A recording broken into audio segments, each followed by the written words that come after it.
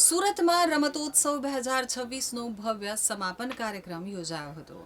30 જાન્યુઆરીથી 20 ફેબ્રુઆરી 2026 દરમિયાન યોજાયેલા રમતોત્સવમાં શહેરના લગભગ 20,000 જેટલા વિદ્યાર્થીઓએ ઉત્સાહપૂર્વક ભાગ લીધો હતો।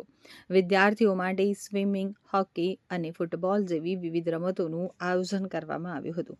આ સમગ્ર રમતોત્સવમાં લગભગ 1200 જેટલા વિદ્યાર્થીઓ વિજેતા બન્યા હતા, જેમને પ્રોત્સાહન આપવા માટે આજે સુરતના ઇન્ડોર સ્ટેડિયમ ખાતે ઇનામ વિતરણ સમારોહ યોજાયો હતો। કાર્યક્રમમાં કેન્દ્રીય જળશક્તિ મંત્રી CR પાટીલ મુખ્ય અતિથિ તરીકે હાજર રહ્યા હતા। તેમના હસ્તે વિજેતા વિદ્યાર્થીઓને ઇનામો એનાયત કરવામાં આવ્યા હતા। આ પ્રસંગે સુરત મહાનગરપાલિકાના મેયર સહિત અનેક મહાનુભાવો ઉપસ્થિત રહ્યા હતા।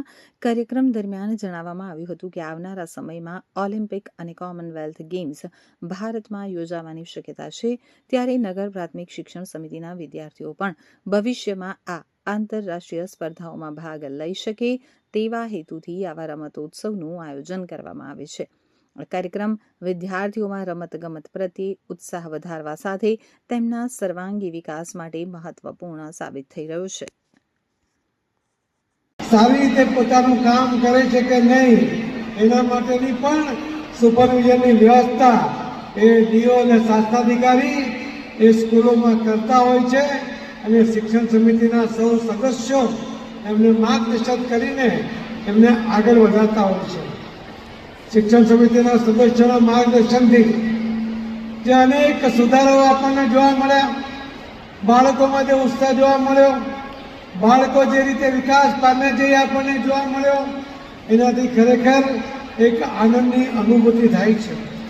અહીં જ્યારે પહેલી જ કૃતિ આવી ત્યારે એક જ કૃતિની અંદર આપણા દેશમાં રમાતી તમામ રમતો એ કૃતિમાં સમાવિષ્ટ કરવામાં આવી હતી અને એટલે જ બધા મિક્સ મેં જ્યારે અધ્યક્ષને પૂછ્યું રાજેન્દ્રભાઈને કે આમાં કઈ સ્કૂલની આ કૃતિ છે, ત્યારે એમણે કહ્યું કે 353 સ્કૂલની સાથે સાથે બધી જે સ્કૂલોને મિક્સ કર્યું છે। હું એ શિક્ષકોને અભિનંદન આપીશ કે એમણે વિવિધતા સાથે એકતા એનું પ્રદર્શન અહીંયા એ કૃતિ દ્વારા કર્યું। બીજી પણ કૃતિ જ્યારે દીકરી હોય પોતે જ્યારે તલવારની સાથે એ કૃતિ રજૂ કરી ત્યારે એમનામાં રહેલી હિંમત, તલવાર ઉઠાવવાની જરૂર પડે તો દેશના રક્ષા કાજે અમે પણ સક્ષમ છીએ એવી મજબૂત માનસિકતા કેળવીને તલવારબાજી કરવાની તૈયારી સાથે એમણે જે અહીંયા કૃતિ રજૂ કરી છે એ દીકરીઓને પણ હું ખૂબ ખૂબ અભિનંદન આપું છું। આજે જો સર્વે કરવામાં આવે તો આખા દેશમાં જે સરકારી સ્કૂલોમાં જે એજ્યુકેશન આપવામાં આવે એમાં સૌથી સારું એજ્યુકેશન એ સુરત મહાનગરપાલિકા દ્વારા નગર પ્રાથમિક શિક્ષણ સમિતિમાં શિક્ષકો દ્વારા આપવામાં આવે છે। શિક્ષકો કાળજી લે છે, બાળકોની માવજત કરે છે અને એના કારણે આ સારા પરિણામ આજે જોવા મળે છે।